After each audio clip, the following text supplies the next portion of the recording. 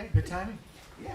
Very good. Go ahead if you All want right. to We'll call this special meeting of the Jamestown City Council to order. Clerk, please call the roll. Councilmember Sheldon. Here. Brackman. Here. Karuba. Here. Reynolds. Present. Faulkner. Here. Eklund. Here. DeVersa. Here. Russell.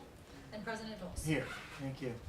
We're going to skip right to the questions and presentations first, and then at the very end, after we're done, if there's anybody from the public that wants to make comment, then that way she can don't have to take her time off. So. Yeah.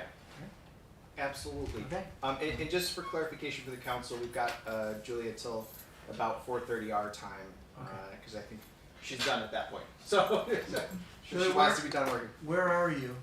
Just for the.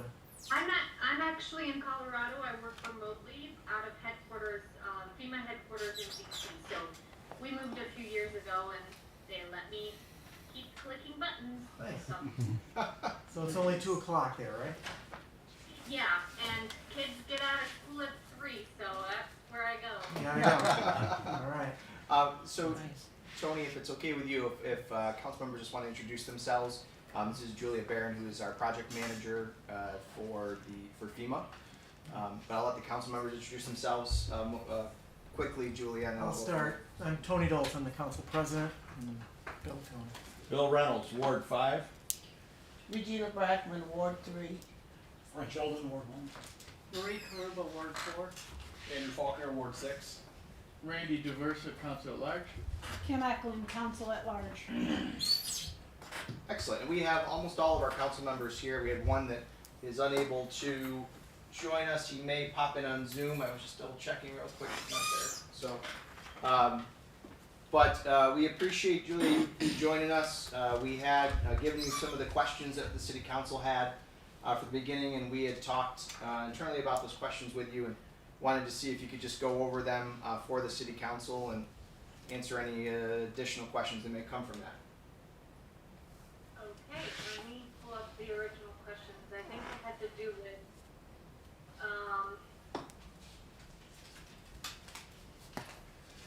hiring the full position to full 8. Let me go back to our discussion here. Okay, I'll just take your questions as you had sent them to me. Okay, so we have to hire 8 firefighters, or will the grant allow us to hire fewer than 8? So the grant was accepted for 8 full-time positions. So when you accept a grant award, you're accepting the terms and conditions of the award, including the information that's in the notice of funding and opportunity announcement. And on the last page of the notice of funding opportunity announcement, it indicates that you, when you accept the award, you accept the requirement to maintain the number of full-time operational firefighter positions that you had on the date of grant award, plus the additional positions that were awarded under the grant for a full number of operational full-time equivalent positions that would be maintained during the grant's 3-year period of performance. So yes, you do have to hire the 8. Now, what is the minimum that we have rostered, Julia? Your total number was established at 62, which included 54 operational full-time firefighters on the date of grant award, plus 8 safer firefighters. So that's 62 over the period of performance, which I believe begins in August 8th, 2023 to August 7th, 2026. So that you would be required to maintain that number for that time frame. And actually, you know, in terms of maintaining, I can elaborate on that a little bit. Folks, are you all, I'm sorry, I work on New Jersey and New York primarily. You guys are in New York. Okay, I'm just gonna say that, you know, a lot of grant recipients that I've worked with, they're not able to hit that number consistently. You know, they're taking steps. I mean, it's sort of a fluctuating process, as I'm sure you know. You have a a number of firefighters, and then what happens is there's resignations, there's retirements, there's that natural attrition that happens. You couple that together with your academy schedule. So, okay, you have a lot of folks leave, but then when is the next natural and available time for those vacancies to be refilled, right?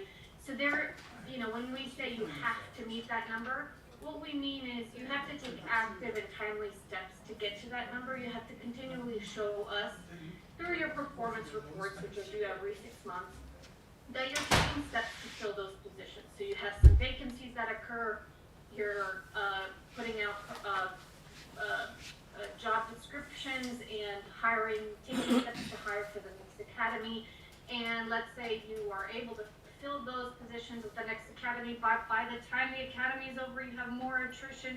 And so it's just a continuous process where in order for the grant, grant legislation, going back to the point of all this, right, is to increase your NFPA 1710, 1720 compliance, which is we want those firefighters to get out into the community, get out there quickly, and have the initial arriving engine be fully staffed up, or as much as possible. We want to put those firefighters in a safer, better position in order to respond to those emergencies, right? So the grant's written to say, here, we were at this level, and with the safer firefighters, we're gonna increase to this level of compliance. We're gonna get so much more firefighters out there acting quickly, helping the public, and responding safely with the correct number of people on that initial arriving engine, right? So that's the whole point of the grant, is to try and increase that process, increase your compliance with NFPA 1710, 1720. And the whole point is, okay, now you got the grant, you have this many people on staff that are able to staff those engines, and now with our grant, we want you to put more out there. So you're constantly sort of just working towards increasing your compliance, but we know based on typically academy civil service requirements, sometimes you're not able to hit that number consistently, and as long as you're taking steps to fill those positions as they arise, and you're not laying off firefighters, you can be nicely compliant with the grant for 3 years. Thank you, Julia. I'm just going to admit there's one other council member that's just joining to listen in, so I just wanted to take a moment to admit him. Is there a follow-up question? I had a quick question. The number you said was 54. I don't know if you're aware, the city through American Rescue Plan funds hired 4 others. Does that 54 include the 4 ARPAs? Yes or no? Do you know that?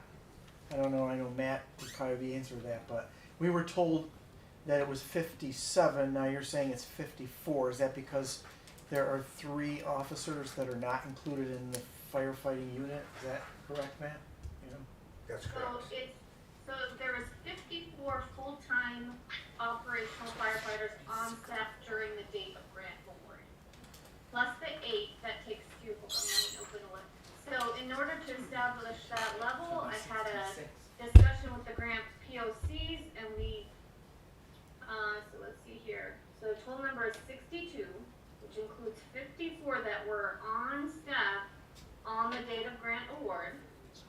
The date of grant award was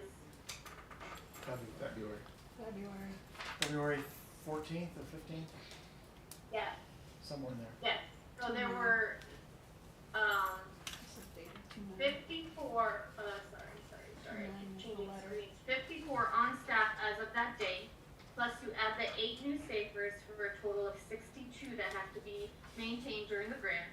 And I was provided a list of everyone, so I mean, you're welcome to access that list and share it with folks, but it's a list. I counted up that many people were on staff, so that's how the number was established. I don't know if you know the names of those folks. I can cross-check them with you. We have it. I just wanted to make, for point of clarification, I just wanted to make sure that everybody knew that in that 54 number were the 4 that we had already hired through our ARPA funds. Correct? Okay. For clarification reasons, Matt, can you email everybody that roster that was effective on 2/9? So everybody has it, we're talking the same roster that you submitted? You want a paper form? Either way, somebody wants to run us a copy, that's fine. Make the copy. So the next question was, can the city reapply for the SAFER grant in 3 years, and what is the likelihood of being approved again? Yes, that's a nice and easy question. So, you certainly can. We have folks that apply each year. It just sort of depends on what the local support is for sustaining those positions or because you're writing the grant in order for it to be accepted, right? So you're putting yourself into a position of potentially receiving that grant when you apply for it. And yes, you certainly can. It's a new, each grant is separate, and a separate staffing level is attached to each grant. So it can you kind of have to be a little bit, you have to be aware of where you might be when you receive the next grant, because again, the whole point of these grants is to increase your compliance with NFPA 1710, 1720. So if you currently have a grant and you're required to be at 62, then let's say next year you apply again, or in 3 years you apply again. Let's say you're exactly at 62 when you receive that new grant. Well, if you're gonna add another 8 positions, then the minimum required staffing level for that grant would be, and those previous firefighters had not left yet, then the new level for that new grant would be 70. Right. So, but let's say those folks leave, or some other folks leave, they retire or resign towards the end of that grant. So instead of 62, you're actually at 55. Well, when you get that new grant, it's going to be 55 plus the new folks that you were awarded under the new grant. So you have to understand where you could land in terms of what would be required to maintain your staffing level. But yes, you can do that. It's a new grant. They're new positions. You cannot, and it would depend. I think if you're asking about whether you can apply to retain these current firefighters. So these 8 firefighters that are hired under this current grant, let's say they're hired and you do not have money to keep them on for more than the grant. Well, at that point, you could, if the grant rules allow, you could apply for retention potentially, but there's a lot of tricky rules around retention positions. You have to have, issue them a layoff notice within a certain period of time, and you can't lay off during the current grant. So it starts to get a little bit tricky in terms of retaining these exact same positions versus hiring new and sort of allowing attrition to happen and just adding on with new firefighters. And it depends on the grant requirements for that year. I mean, since the time I've worked on this grant program, which is something like 9 years, we've gone from fully funding to requiring waivers to allowing, it's just no retention to allowing retention to it has changed, and cost share rules have changed. The rules have changed every few years. It depends on what's happening with the economy. So yes, you certainly can apply again. You need to sort of position yourself to understand what the requirements could be with that new application. So this So- is not typically a refunding to retain then, it's not typically in your time with it. It has not been a keep the same people and keep funding it through SAFER. Okay, that answers We my did a question. lot of retention positions back in, when things were sort of a lot tougher economically. This was before COVID. And retention seemed to work a little bit better back then, but now if you have a current grant because you can't lay off, I think it would be a little complicated, honestly. But that's something we could talk to in that last year of your grant to see how you could potentially strategize and position yourself. But So, it's complicated to try and retain these exact same positions. so, And especially I'm not sure how you're gonna be able to sell that to the grant reviewers, cause it's not an automatic thing, right? You still have to go through the application and convince the reviewers, the fire service reviewers, that you're experiencing such economic, hardships that you cannot keep these positions, which you received a grant for, and said that you would have a plan to sustain them, et cetera, however many years ago, so. So ultimately, safe to assume that, there's been chatter that the 8 could stay while we apply, and it's safe to assume that we cannot possibly do that easily. It would be, I think it's safe to assume it would be not easy, and I think I can't predict what the program's gonna look Sure. like in 3 years. I Right. don't know what the legislation's gonna say, so I absolutely cannot give you advice on that. But as we get closer to the end of the 3 years, potentially I would have more information about that. Well, I just so quick. What determines your staffing level? I mean, right now you're at 54. You want to get 8. That's going to take you 62.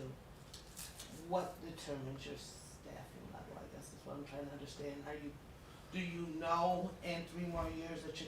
I know you don't know, but I mean, what's the factor? I guess what helps you determine what you're going to need to run that department? Under our current structure, we have 4 stations, and we run with a minimum of 3 personnel per apparatus. Okay. So having all 4 stations open would put 12 on a shift. That's a Okay. determining thing. If we don't have 12 members working, then that station is closed on a rotating basis, one of those outside 3. Okay. Any remaining personnel above 9 would be assigned to City Hall Okay. to be on the ladder truck and to do EMS. So it's that 3-person minimum per vehicle is what drives our Okay. current on-shift staffing number. Okay. We won't run a piece of fire apparatus with less than 3 people. Okay. So if that's helpful. Yes, it is. The next question we have is, would the city have to wait a specific period of time before applying for the grant or being funded a second time? Only in it so far as waiting for the next application period to open, which has been opening on a yearly basis. We've been trying to open it a little quicker to catch up because we're behind. Long story, but it's been about a year. So that's the only thing that prevents you from applying any quicker is as soon as one opens, you can apply again, make another argument, and try again. And have other safer grantees ever been approved for a second round of funding? And how soon after the first application was approved? Yeah, I mean, in my experience, I've definitely seen folks get a grant each year for several years. I'm thinking one in New Jersey off the top of my head that was funded, year after year after year because they had, due to, whatever local circumstances, they had browned out various stations and were just trying to get themselves back up to a better level. And it took them many years to get to a point where they were a little bit safer, in which case then they kind of stopped. So you can follow that same process, see if that works for you. If you're successful one time, it definitely means that you have a competitive grant application, but then I've also had people apply every single year and not receive it. So, or they receive it one year and are unable to get it ever again. It's just a very competitive grant program. That's one thing I was thinking of before this call. I said to myself, I need to really make sure that they understand that this is a competitive grant program, and we turn down hundreds of people, applications, and we also, I have calls each year, by the dozens, where I'm trying to explain, yes, your application's competitive, yes, you clearly established that you need the positions, that you're willing to sustain them, that you have hardships and unable to fund them locally. However, your application was just slightly out of the running, because when you look at the list of applications, it's, the top tier that scores highly both on the free score and the narrative, And then you have just the bulk in the middle who did well. They just are slightly outside the fundable range. And so it's just very easy to have the next round where the reviewers think, well, it's convincing but not as convincing, and they'll grade you down by 1 point and then you're out. And so just really want to make sure that you understand that congratulations, this is a big deal. I mean, it is a very competitive program, so just want to make sure you know that. And I think that was the last question. Did you have any other before I skedaddle to pick up my kids? Just one follow-up, I know we kind of went through this, they're saying that the 8 was for the grant. Was that all the grantees, all the municipalities, that was the terms of the grant, or when they filled out an application, do you put the number down, is it 4, is it 6, is it 8, is it 10, is it 12? But who determined the number 8? It's the grant applicants. The grant, so everybody who applied, it was for 8, not up to 8 or not half that number, it was all. I think it depends on the municipality. Because a lot of, in the program guidance, we specify what are some of the criteria that makes you competitive. And some of the criteria for making you competitive is where is your current NFPA compliance now, which means how quickly do you get out the door, and how often, how many people are on that initial arriving engine. And so you gotta tell us what you're at when you apply. And then you're supposed to say, if we added 8, if we added 10, if we added 12, etc., or 2, what would our compliance be? And the grant legislation is set up to put the dollars into the best use, which is to make the most impact. So how can you make the most impact? Well, by putting a lot of people out there to really hit the problem, right? So if you're at this low compliance and you put 8 people on and you're gonna get to 100% compliance, that's a good score. And it says that very plainly in the grant application. But if you're at this low compliance and you're gonna add 2 people and it's only gonna raise you up to here, that's not as competitive as somebody who's proposing to get to 100%. So that's something to consider, and I often tell people is if they don't score as well, I tell them, I say, go back to your local decision makers, determine how many you can sustain, because that's the greater your ability to comply, to increase your compliance, to have the most impact for these dollars, that's what's gonna get you funded. So if that was a good decision on whoever's part it was to choose the number 8 or whatever discussions were had about that. But you also need to the applicant needs to be aware that, well, when you get the grant, you get all 8. To your point, what's the range between the fewest and the most that you've ever funded through FEMA? Oh boy, hundreds. Really? We manage, there's different, I think we funded like 100 positions in Philadelphia or something. What's the So- fewest? So, we're dealing with some large entities, so. May need to say that again, Shemina. What are the fewest number that you funded in a grant? 1. 1? Seriously? I think Salamanca got 3. I don't know, because we've talked about that, really, it's 4 per shift or whatever, so it didn't seem to make sense to do 2 or 1, or unless it was just to absolutely get to the minimum. And, when you're talking about shifts, everybody has a different shift schedule. Some people, your schedule is different than somebody on another side of the coast. And just by adding 1 position doesn't necessarily mean you're gonna hit all the shifts, right? You're gonna have vacation time, people leaving, you're still gonna have, anyway. So there's a lot of things to factor in terms of adding the person, because that person's not gonna work every single minute of every single day for 3 years, right? Because you're rotating them in. Complicated. I have one more question, I'm sorry. The grant amount, is that based on the number of people, or is that grant amount consistent regardless of how many people you say you need to add? So the grant applicant would decide and submit the cost. Okay. So the grant application says that you're required to you know, what do you pay for a first year, second year, third year firefighter? What are your average, fringe benefit costs? So it depends again, because New York's gonna have different costs than Mississippi. Okay, When we submitted the grant, we worked with Ryan to figure out those costs. okay. So you requested the 1.8 or whatever it is. That's the total cost that came out with fringe Okay. benefits and So you salary. could have requested more or less. We have to justify it with the financials. Right. You can't just, ask for however much you want. Okay, no, I get it. Be nice. We could go for 4 million next time. Yes, good idea.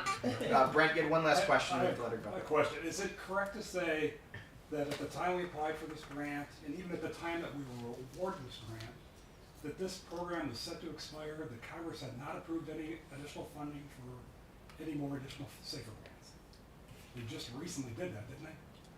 Right, yeah, so we had extra funds for the American Recovery, ARPA, whatever that stands for. We had an extra certain number of millions of dollars that we had to award, that we had additional time to award, which is the money that you received. March, what is it here, March, February, yeah, so another, so that's an interesting thing to note is actually had we not had that ARPA funding, you would have not have been awarded. Because we only have so many millions of dollars, and all of those millions of dollars had to be awarded by September, end of September. And you were awarded after that, which means you fell into the special ARPA funding that is not available each year. So I would have been having a turn down discussion with you had we not had that special pot of money. Was that because others had turned it down, or just because you had the additional funding at that point? Did any So at not that point, accept? yeah, we only awarded you because you fell into we were able to go down lower. So we awarded the highest scoring people under the first round of money that we had through September 30th. And then we had an additional appropriation that we could continue to award for one extra year, and you fell into that. So had we not had that additional ARPA funding, we would have closed out the FY 2021 grant without you receiving an award. Any further questions for Julie? And so the program's going back to that next year.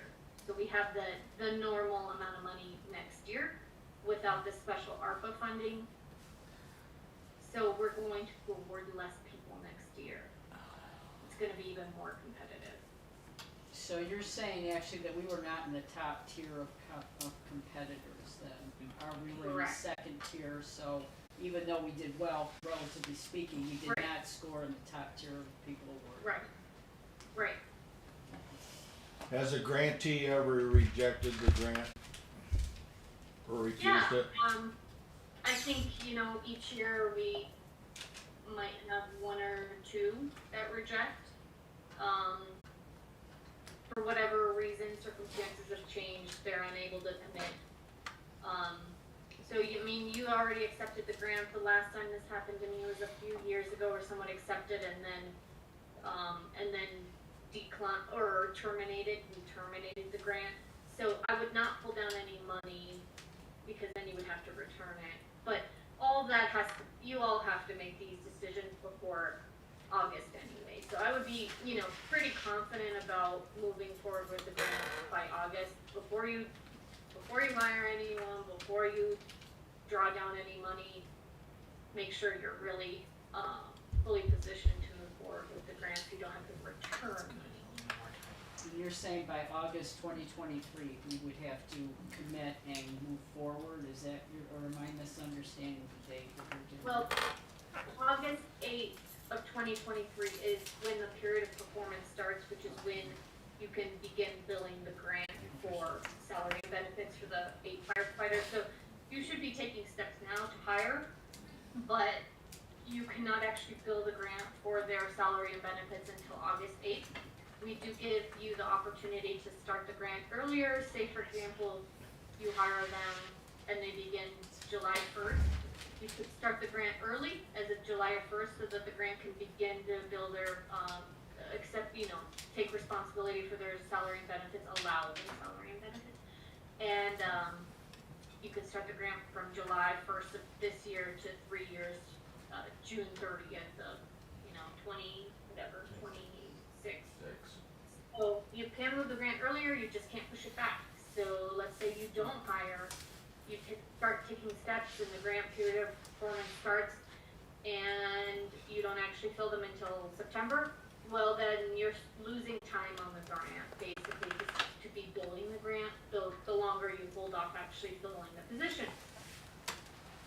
And going forward, would you be the technical advisor on this to our area, or would it be someone else? Mhm. Yeah, I manage New York Safer grants. There's also a financial counterpart, so I would review your performance reports, I process your payment requests and answer questions, and there's also a financial person who processes the SF-425 federal financial report and gets involved in some other things. Great. Any further questions? Okay, thank you so much, Julian. We really appreciate it. Thank you. Thank you. Oh, sure. Go get those Yep, kitties. let me know if you need anything else. Thank you Okay. very Have much. a Will good do. day. Thank you. Bye-bye. Bye-bye.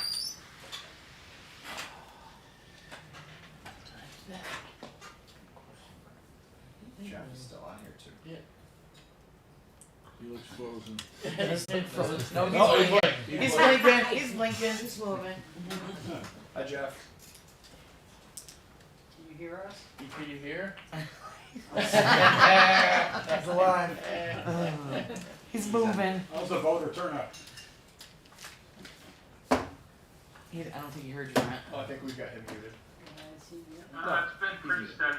Pretty steady. It's been pretty steady. Good. Pretty steady. Okay, at this time, is there anybody here, before we have a discussion, anybody else from the public that would like to speak? Sure, state your name and address. Darlene May O'Connor, 135 Camp Street, Jamestown, New York. Win-win. That's all I can say. This whole thing seems like win-win. Cities aren't planned just a few years down the road. We're living now some questionable decisions that were made 35 years ago. Let's move forward with the right impetus. Let's plan on Jamestown growing. Let's plan on needing people and making Jamestown a city where our firefighters and our first responders want to live. That's why I moved back. Thank you. Anybody else? All right. Any questions or comments from the council after what we want to discuss, or anything? Nice summary she did. Yeah, I think the Yeah. questions were answered. I think Yeah. the big question of why the 8, and again, it comes down to the staffing level that we have to meet the requirement. I have a question too, if I may. Who do we have it? Because we don't have a regular ombudsman office anymore, right? Do we? Or do we? We're going to. Yeah, we're going to. We're in the process. Okay, because I did an internship years ago. Who writes for the grants then? Well, that's Paula. Paula's our city grant writer. She's a grant writer for the city. Hi, Paula, nice job, just wanna say. And whatever, everything's a learning curve, right? So she seems like a great person to work with. So Thank you. if I can ever do anything besides rah-rah. Okay, anything else for? So I see the numbers in the grant. You just said Ryan prepared those. Ryan and Paula work together to prepare Okay. those rates. Can or whoever else wants it? Sorry. Spreadsheet with the numbers. Yeah, do we still have that, Paula? Well, I think they sent everyone, didn't they? Ryan's spreadsheet?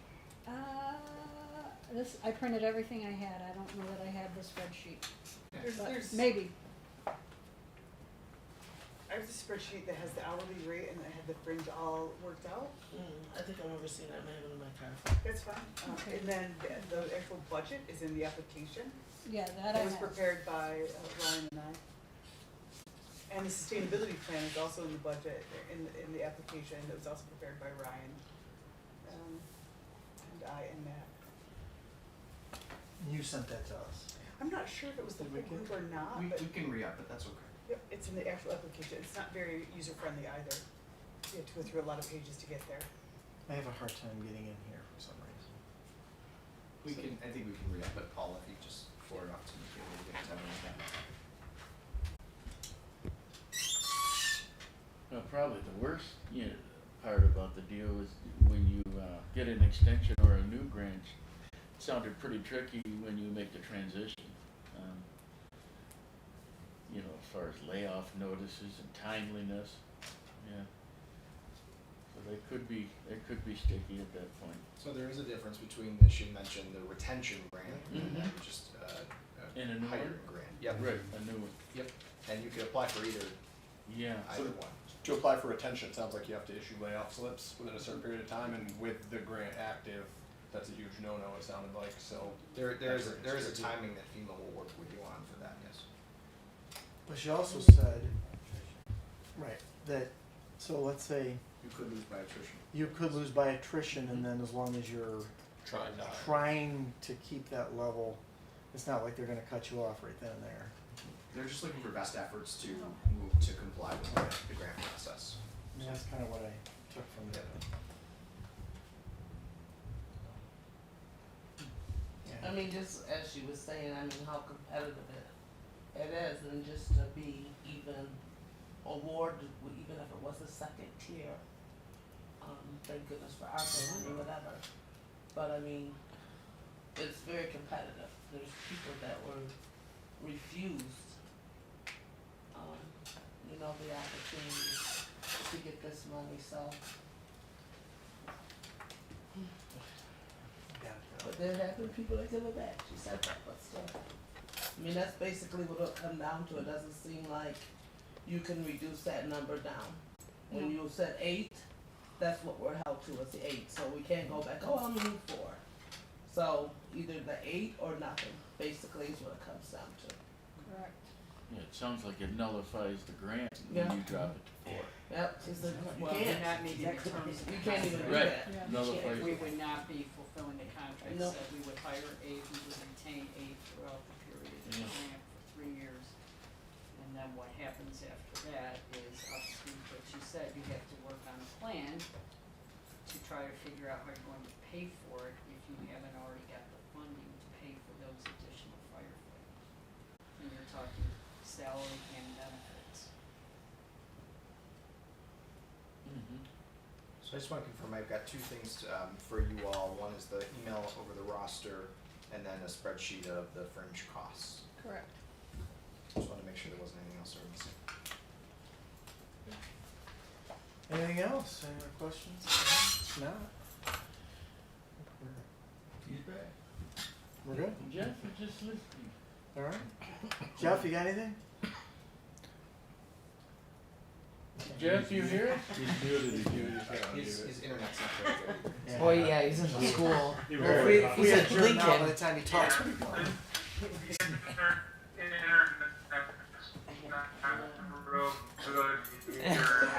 Have another vodka. I have no questions, the internet's not real good in the building. And then All right, I guess. elementary We're good. Oh, is he resigning? Yeah, He's I a, don't no, think he's there's anything working further the at this voting. point. Okay,